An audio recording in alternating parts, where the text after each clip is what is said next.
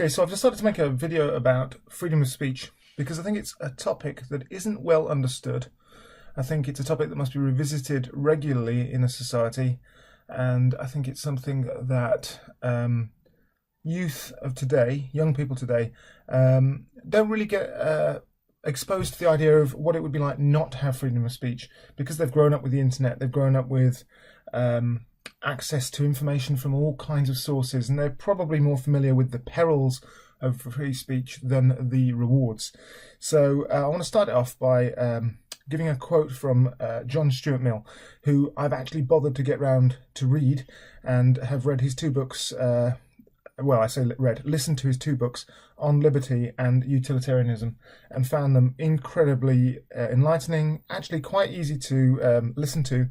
The language is quite contemporary, it's not off-putting, and yeah, I enjoyed them. So with no further ado, let's start with the quote that got me interested in the first place.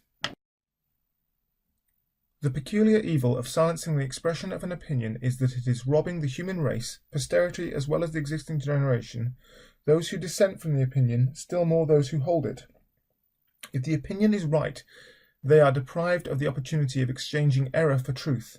If wrong, they lose what is almost as great a benefit, the clearer perception and livelier impression of the truth, produced by its collision with error.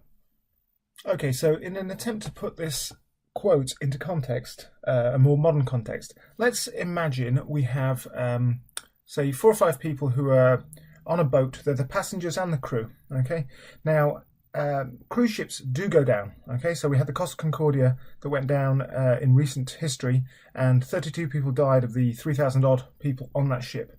So it's not an impossible scenario.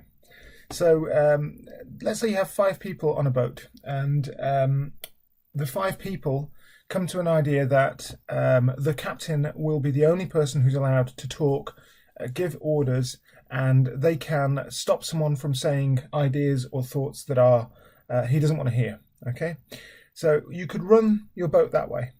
But then what happens when, say, one of your ancillary members of staff or workers points out something that they're not supposed to talk about? Let's say they spot a small crack and want to mention it to the captain. Hey captain, there's a crack here.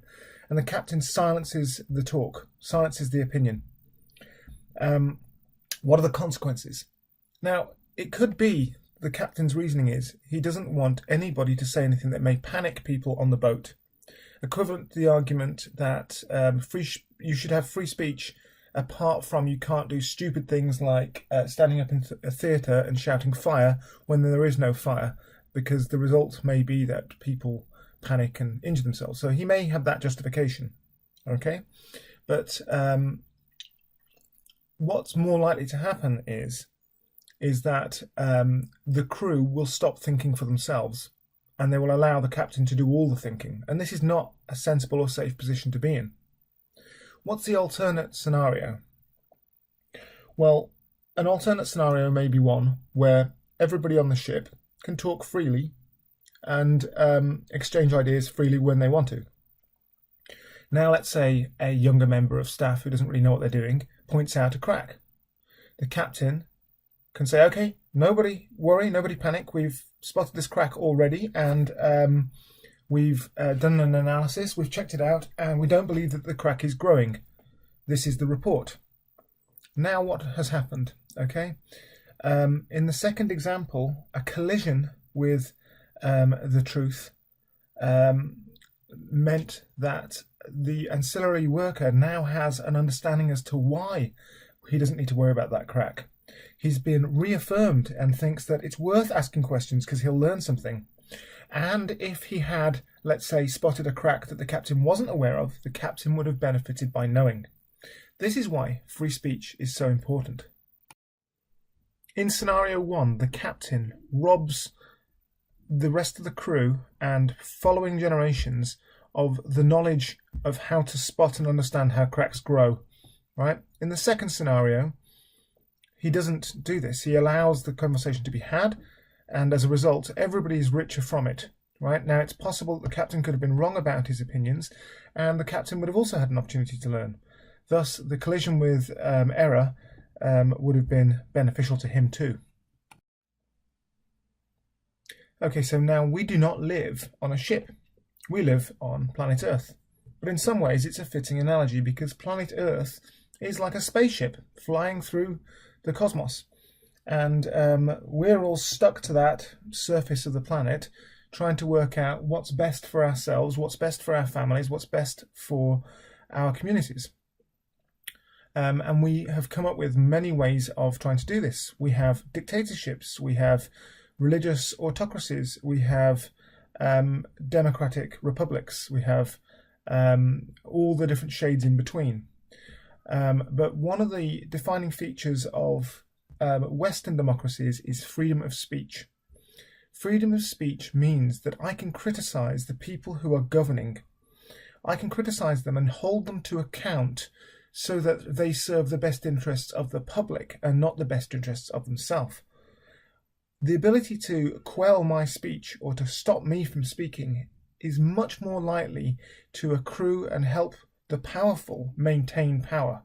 Freedom of speech is something that protects the people in society with the most to lose, the least power, and the least able to defend themselves. So freedom of speech, if ever touched, must cause a great deal of suspicion in anyone who sees this happening.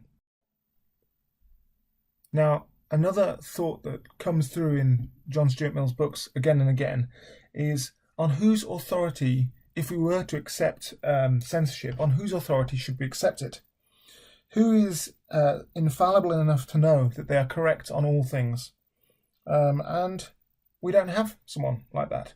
He points out as well that there would be many people, many different groups of people who would claim that they have the absolute divine knowledge because their particular creed or particular scriptures that they follow are the direct word of God. But ultimately there would be no way of resolving these differences of opinion other than by physical battle if you're not allowed to discuss them. So I think the first point he makes I think is worth talking about and thinking about is on whose authority should we ever censor speech? Who would you be happy to give the authority of not allowing you to hear an idea? Is there anyone? Because I certainly don't think there's anyone I would trust for me. The second point I think that is worth talking about is John Stuart Mill talks a lot about living culture and the difference between a dead and rehearsed culture and a living culture. So a dead culture, he would say, would be a culture that is static, not changing or growing, developing. Okay, so imagine living in a world where there was no new music, there were no new books, there were no new ideas, because everything had already been worked out, and those that had determined what was worth discussing and what wasn't had already laid it all out, and there was nothing new to be learnt. That's what happens if you get full-on thought police and control of speech. A living culture, on the other hand, is one that the people who live within that culture understand their culture. They understand why their institutions are set up in certain ways. They're able to defend it because they discuss it regularly, because they're able to question its core concepts and beliefs. Go back to the scenario number 2 on the ship. Those shipmates who were able to ask about the cracks, able to ask about the procedures, understand the procedures, and are able to defend them with their hearts, with their minds and their souls, not just by repeating en rote some phrase, some dead phrase that they don't really understand. So I would say, if you have a culture that's worth defending, you need to defend free speech as well.